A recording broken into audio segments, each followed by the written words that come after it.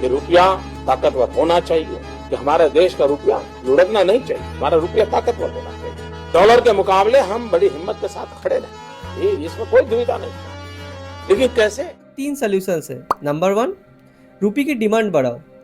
2025 में हमने ये ट्रेंड देखा कि foreign investors mostly Indian market को छोड़ के जा रहे, because ease of doing business in India अभी भी एक चैलेंज है। Because lot of paperwork, corruption, policy changes, even सरकार बदल हो गई तो नए लोगों को नई घूस खिलानी पड़ती है।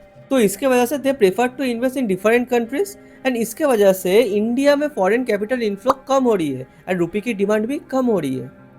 तो हमें फिर से मेक इन इंडिया प्रोसेस को रिवाइव करने की ज़रूरत है और हमारे सरकार को ये बात समझनी होगी। Number 2, improve the brand of India. Bangkok जैसे एक शहर में एक साल में 32 मिलियन टूरिस्ट विजिट करते हैं, जहाँ पर इंडिया में वो नंबर है जस्ट 9.9 मिलियन, आधा भी नहीं है। रीजंस क्या है पता है? इस देश का safety concerns, harassment, scam, pickpocketing and mostly our civic sense, जिसमें हम टॉप करते हैं।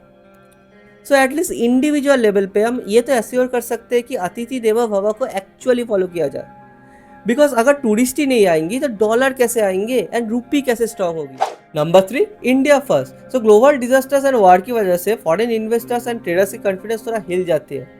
सो to encourage them we have to increase the consumption of domestic products. हमें इस देश को एक इम्पोर्ट ड्रिवन कंट्री बनने से रोकना होगा। तो जहाँ पॉसिबल है वहाँ मेड इन इंडिया प्रोडक्ट्स खरीदो।